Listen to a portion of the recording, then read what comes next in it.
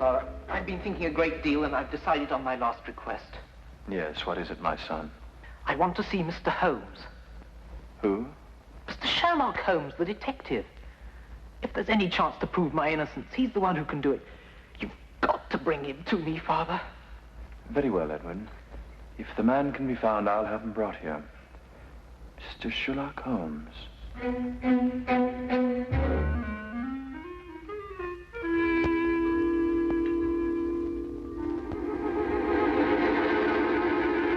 Watson, I want you to assist me in a rather unusual experiment. Experiment? What kind of an experiment? I want you to stand by while I drink this. Oh, and you'll need your stethoscope. What?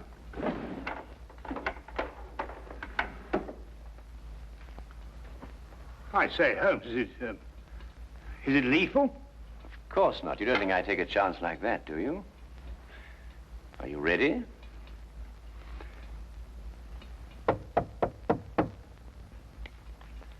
Oh, thank goodness, whoever you are.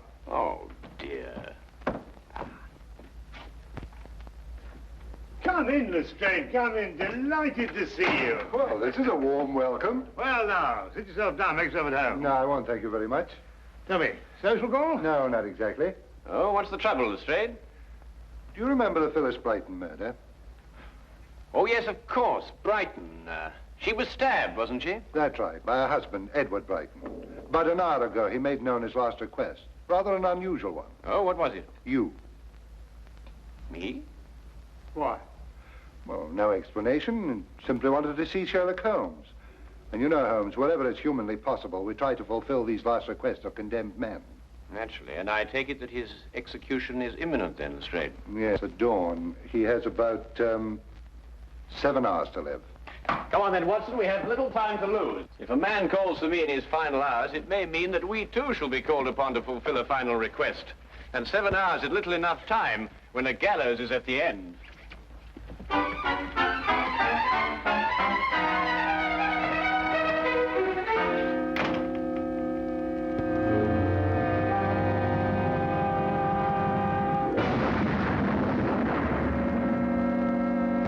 Suddenly it came to me, Mr. Holmes. I was lying here on my cot, and suddenly I remembered something that happened the night of the murder. It had entirely escaped my memory until now. What was that recollection, Mr. Brighton?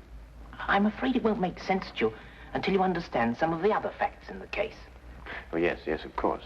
Well, please go on. It was a Sunday afternoon, last April, when I first met Phyllis. We hit it off together immediately, and 3 weeks later we were married. She was very beautiful, Mr. Holmes. Blonde hair, perfect nose, delicate little mouth. And her background? Her family? We never spoke about that. Phyllis made me agree not to inquire into her past, nor she into mine. I knew it was an unusual request, but I consented readily. Mr. Holmes, I'd been just a bank clerk and very lonely. I didn't want to lose my one chance at happiness. Of course. Tell me, what was Mrs. Brighton's maiden name? LeVay, Phyllis LeVay. But she told me her friends called her Bobo. Bobo. I thought that awfully charming. Mr. Holmes, I wouldn't kill her. I bought her a little home in Benedict Lane. I insured my life for £2,000 so that she'd be well protected in case I should die. I gave her everything she wanted. Every moment counts, Mr. Brighton. Now, you must tell me what happened the night of your wife's death. Oh, yes. That night we had our first argument. It was over a very trivial matter. Forgive me, dear, for saying so, but don't you think it's just a little too much? What's a little too much? You know, As a matter of fact, I think it's too little.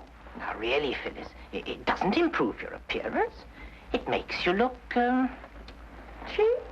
I didn't say that. I merely said... You're afraid I'm going to shock the Kimballs, and I simply won't go. You know very well the Kimballs are expecting us. There's no need to carry on like this. I'm not carrying on, Edward. You're the one. I think I'd better take a breath of air before I say something unkind. Suit yourself. You're really a sweetie, Edward. But sometimes you're just so stuffy.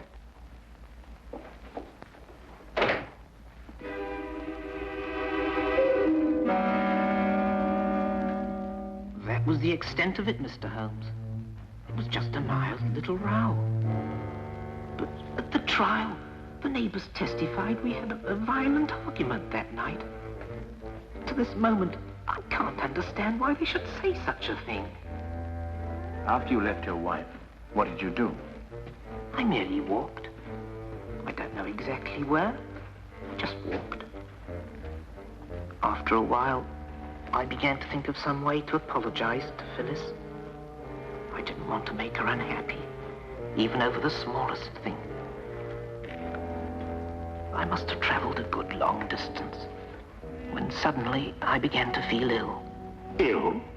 Yes, I'd contracted malaria as a young man in South Africa. I knew I was in for another one of my seizures. Dr. Watson, you know what malaria does to a man? Oh, yes, indeed. High fever, sweats, chills, and sudden fainting spells.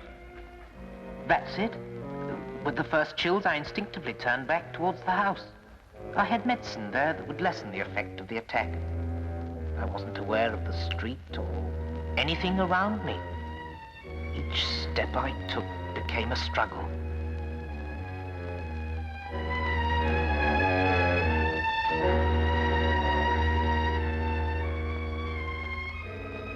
I barely made it to my home. I stumbled onto the front steps, and there it was, on the ground. I knew it didn't belong to me, but instinctively I reached for it. And that's all I remember. When I came to, the house was swarming with police and Phyllis was dead. This object you saw on the ground, what was it? That's the maddening part. I don't remember. I'm only positive there was something, and it didn't belong to me. But, Mr. Brighton, have you any recollection of its general shape, size, or color? No, sir. Nothing beyond what I've told you. This has been most illuminating. Good night, Mr. Brighton. Come, Watson. I realize I haven't given you very much to go on, Mr. Holmes. Perhaps not even the slender thread you require. But a man will pray for a miracle when he's only a few hours remaining on this earth.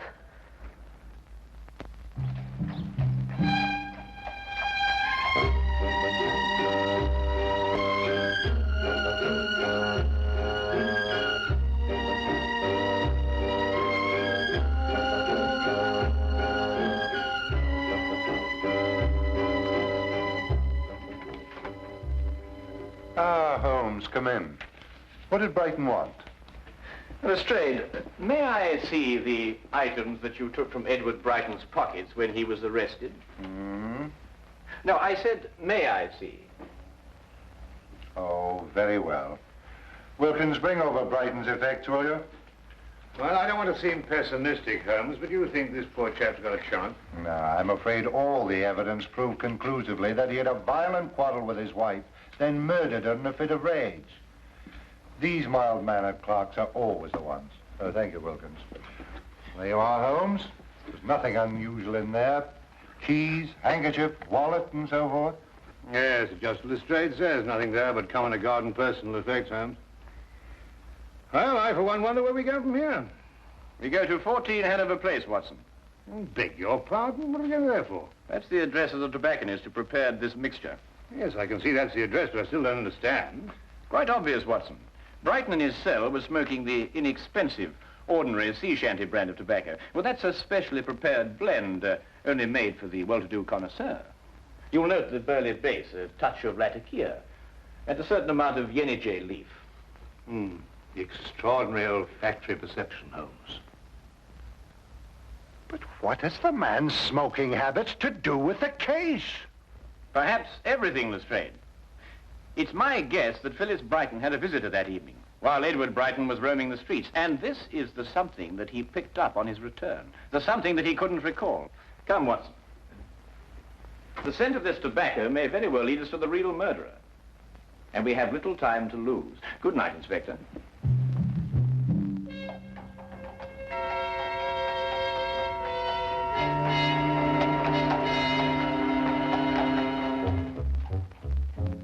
The package of tobacco was a thin thread to follow. and it seemed a desperate chance for Holmes to take.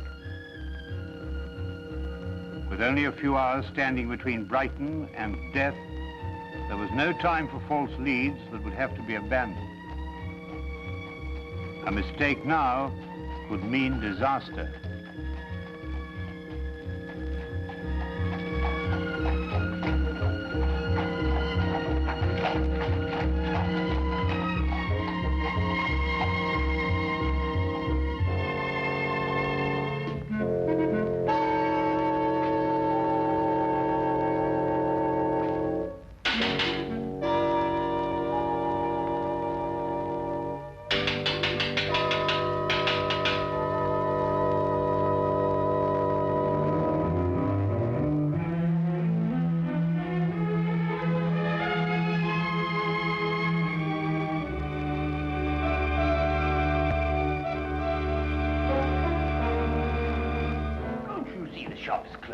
Come back tomorrow.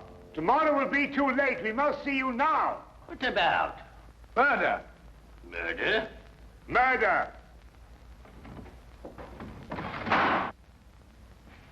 Oh, well, I could do with a good cigar. I don't believe we'll have time for that, Watson. You choose a cigar like another man chooses a wife. Oh, I say, really, Holmes. Murder? Yes. My name is Sherlock Holmes. This is Dr. Watson. May we come in, please? Oh, it's Mr. Holmes. Indeed, do come in. Come in. Thank you. My shop is at your disposal. Mr. Carruthers, a man's life is at stake. The information you may give us may very well save him from the gallows. I'd like to have a look at your client's ledger with the names and addresses of all those who smoke this blend of tobacco. Why, certainly, Mr. Holmes. It's my own special mixture, you know. Not many of my clients have the discernment or the cash to smoke it.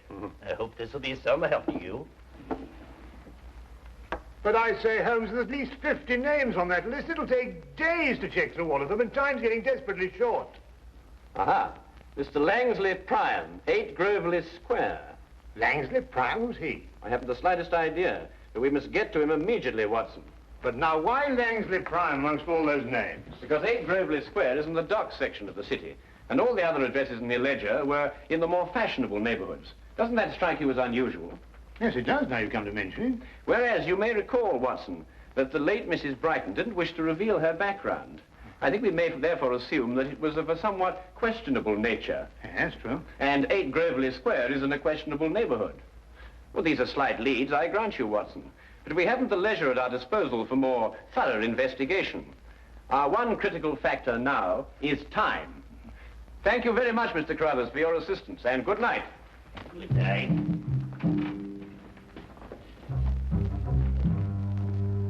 Murder.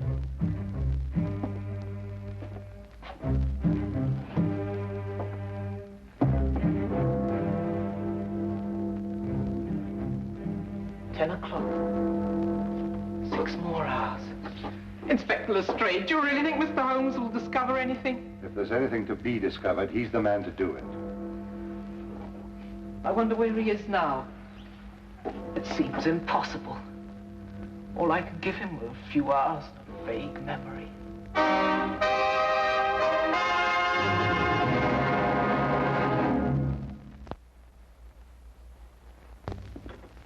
This was Mr. Priam's room, Mr. Holmes. He left me 2 weeks ago. And him owing me back rent, that scoundrel.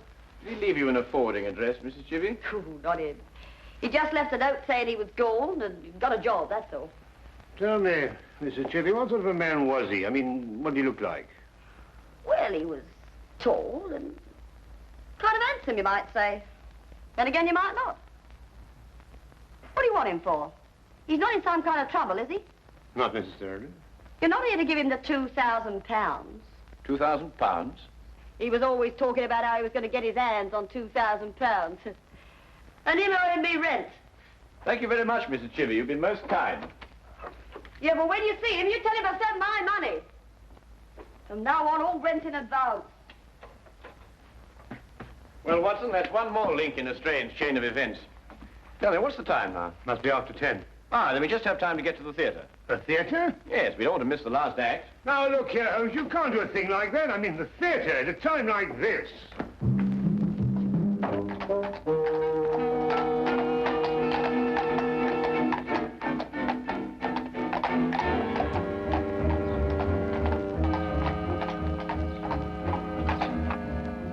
Really, Holmes, your desire for entertainment is most callous. What do you make of this? It's hair. And just the same, I can't see how you can go on sitting there reading the paper with apparent indifference to the matter in hand. It's not ordinary hair, Watson. It's crepe hair, used to make false beards and moustaches. Oh, nonsense. I mean, if a man wants a moustache, he can grow one like anybody else. Well, Watson, actors often have need of simulated beards and moustaches. Actors? Yes? Do you mean it's an actor we're after? I'd wager so, inasmuch as I discovered that in Mr. Priam's dressing table drawer. I see. But even then, Holmes, how are we going to find out what theatre he's performing in? I mean, there must be at least 24 plays being presented in London this evening alone. That is precisely my reason for reading the theatrical page of the newspaper. And I noticed that only one play opened at the same time our Mr. Priam suddenly departed from Mrs. Chivy's lodging house. I hope you like Shakespeare, Watson.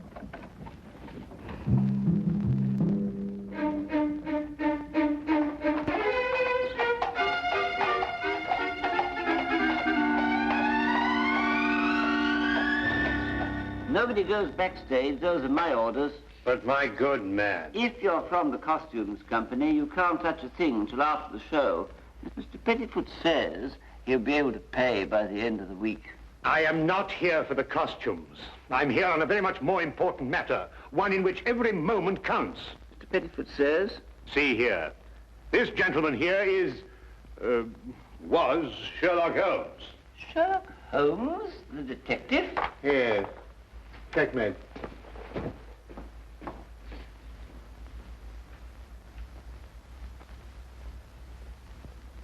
Mr. Holmes, the final death scene is just starting.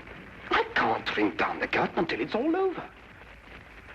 And how do you know that Mr. Priam is the man that you are looking for? No. I'm very sorry. You'll just have to wait until the end of the play. The show must go on.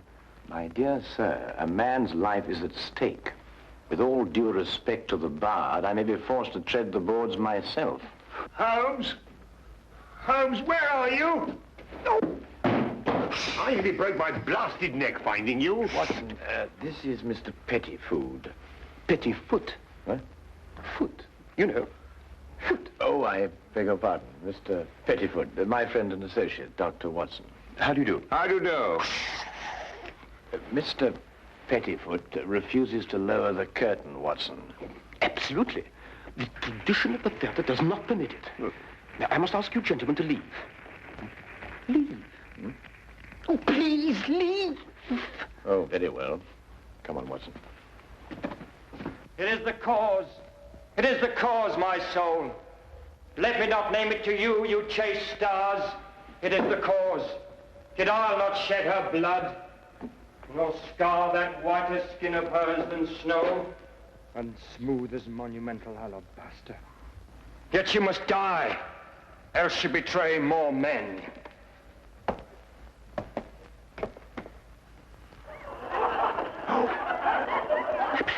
Put out the light, and then put out the light. If I quench thee, they flaming minister, I can again their former light restore. Should I repent me, but once put out the light. Thou cunning's pattern of excelling nature, I know not where is thy Promethean heat, but can thy life illume? When I have plucked the rose, I cannot give it vital growth again. It needs must wither. I'll smell it on the tree. Oh, balmy breath that dost almost persuade justice to break her sword. One more! One more! Be thus when thou art dead, and I will kill thee. What have you done? What have you done? Oh, quick, take us to Priam's dressing room. Oh, all right, I don't care what happens anymore. I'll be ruined. I'll be the laughing stock of the theatre. Detectives in Shakespeare. Strikes what it doth love. She wakes. Yeah.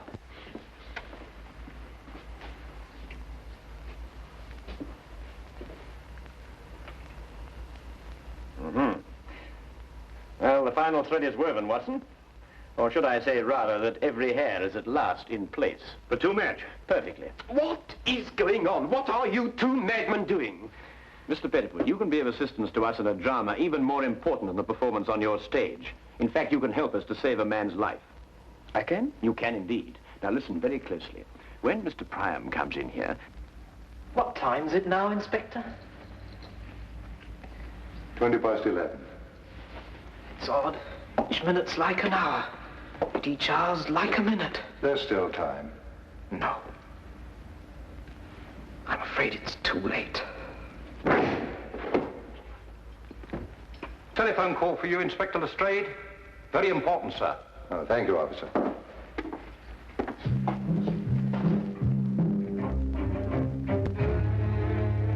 I say, Holmes, he'll be here in a minute. Do you want me to hide behind the door and jump him as he comes in? No, you needn't do that, Watson. Just sit there and do nothing, whatever happens. Right. He's coming.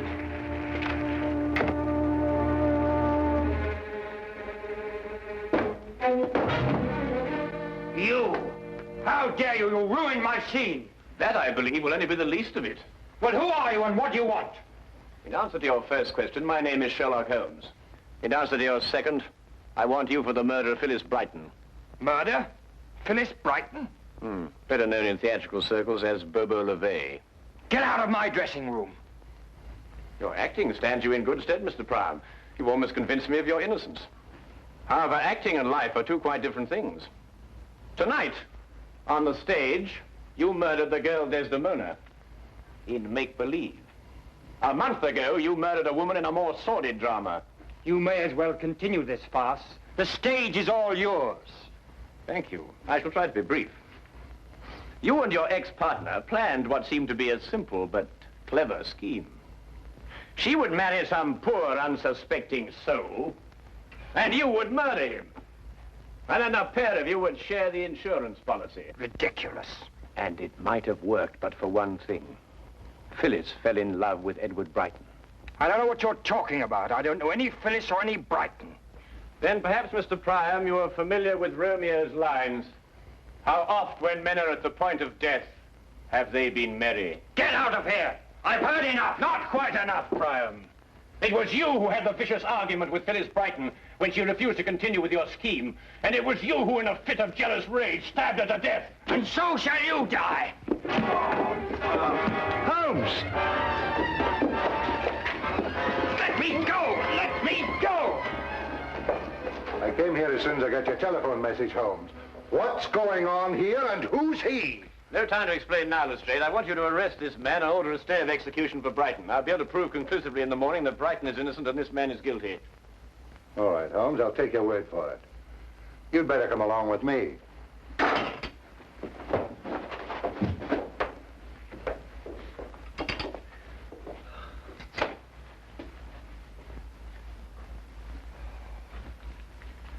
Oh, I must admit, Holmes, I've been far too shaken to think clearly, but just the same, I can't believe it. I mean, with my very eyes, I saw him stab you with that dagger. Holmes, what on earth? Watson, if actors were allowed to use real weapons on the stage, the mortality rate would be something fantastic. Observe how the blade disappears into the handle.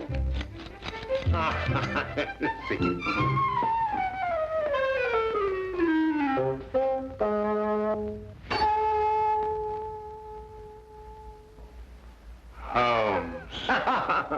Oh.